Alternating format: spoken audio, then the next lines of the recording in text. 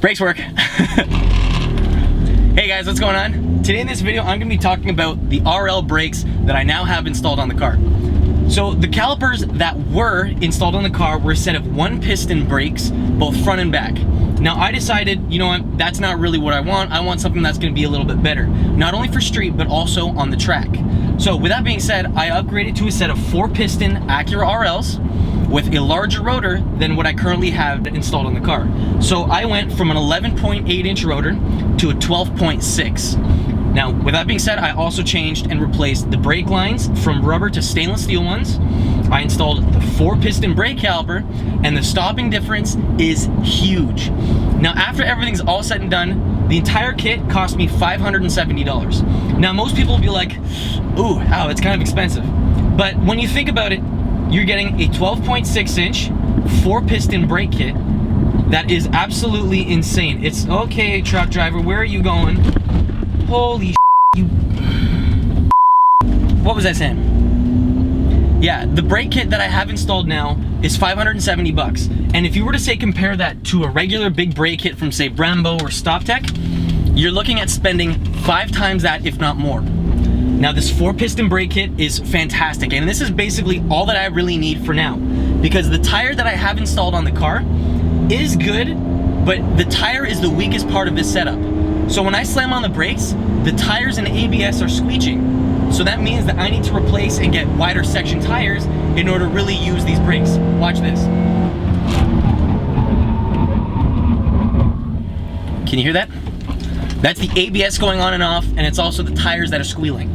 So if I really want to use these brakes and get the most out of them, I should install a better compound tire and a tire that has a bigger section. So right now, these are 225s on the front, and I could upgrade them to a larger tire, but I'd also have to get a new set of wheels and everything. So I'm gonna look into it, but as it stands, these brakes are great. I love them. They're a lot better than the OEM ones.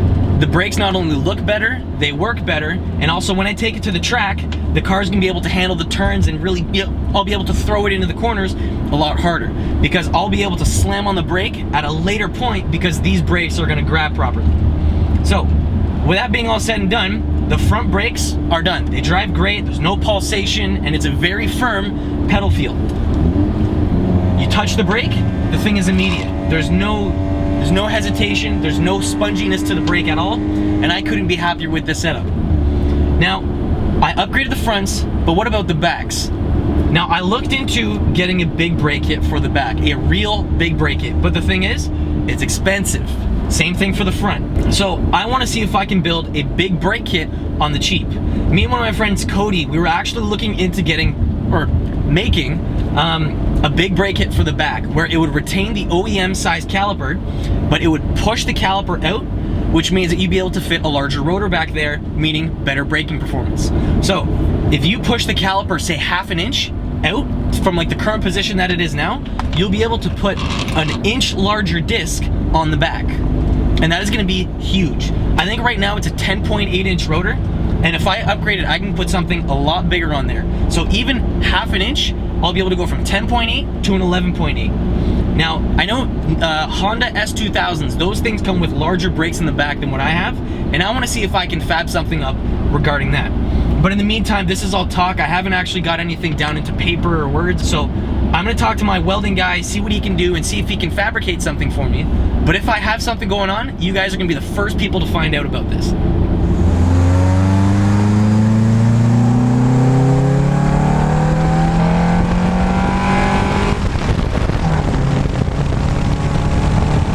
So next time that I take the car to the track, I'll bring my video camera and make a video for you guys, because honestly, it is a ton of fun. And these brakes are nuts. Now, while I was at it, I did put new brakes on in the back just to match the fronts, and they're sweet. So all in all, the brakes up front, the stainless steel lines, new calipers, new pads, new everything, cost me a little bit more than 700 bucks. And that's nuts for brakes all around with 4 pistons. So I'm very content about that. Now, what else? The brake lines, I'll have links for them in the description box. The brake rotors I picked up from a Nissan Maxima. They came from a 2006 Now, I'm not quite sure the years that they're good for, but I know 2006 will work because it's a 12.6-inch rotor and it's 28 millimeters thick. So that's gonna work for this brake setup if you guys want to replicate something like this. The rotors are Centric rotors, so like they're good stuff. It's the same stuff that StopTech uses. The backs, I have R1 concept pads and rotors. The brake pads up front are Akebono ceramic pads. I'll have links for everything, so if you guys want, check the description box and you guys are gonna be able to build this exact brake kit. Yeah, I mean, everything is sweet. I love this setup, and yeah, so as it stands, that's how I'm gonna leave this. If I go to the track, I'll definitely bring you guys alongside with me because it was a ton of fun. I definitely want to hit it up again this summer. Now, before I installed the brakes on the car, the tires were great. They were holding up fine. It was the brakes that were the weakest point. So now that it's the other way around, the brakes are doing a perfect job, and now it's the tires, the rims and tires that I need to upgrade in order to get better stopping distances. Now, I'll be definitely throwing out a video for that down the road if I get wheels and tires, but in the meantime, these brakes, you know, they're perfect. This is exactly what I wanted.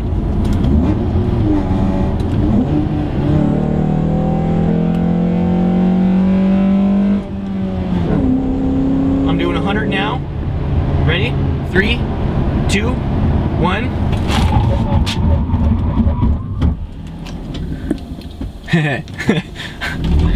If you guys have any questions regarding this video, throw them down in the comment section below, and I'd be happy to help. Again, guys, thanks for watching. I'll catch you in the next one. Peace.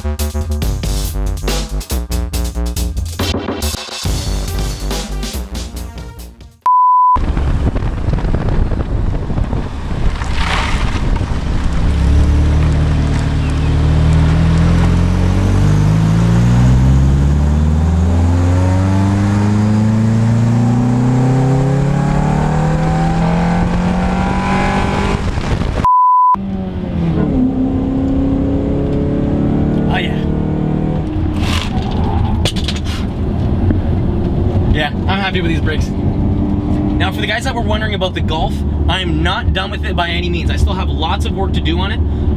I did fix all of the rust on it. Now, I have the video recorded. Now, it's just a matter of me having to edit it in order for you guys to see what happened and how I fixed it all. But it's a long video. I probably have 2 hours worth of footage, so I definitely have to edit some of the stuff out and break it down, and I even might put a couple segments to it. So I'll maybe start off with a part 1 and then go from there. But the Golf is rust free at this point, and it's sweet. Now, after that, I've got sound system stuff coming out. I've got new speakers going in it, new head unit, shorty antennas. I got a whole bunch of other stuff that's going in the Golf. So this Golf is not done. There's still lots of work left to do. Now, I know you guys are bugging me about tint, but I gotta see if I can find tint that's cheap enough for me to justify it, because any shop around here will tint my car for about 150 to 200 bucks. And at that point, the same kind of tint that those shops are gonna use, I can buy from like Amazon or stuff like that for the same price. So I can't exactly justify it. But if you guys find any links for me, you guys have any suggestions, throw it down, you know, send me an email, a message, whatever. And if I find it cheap enough, I'll throw it on my car. But yeah, that's where we stand. Thanks for watching, guys. I'll see you later.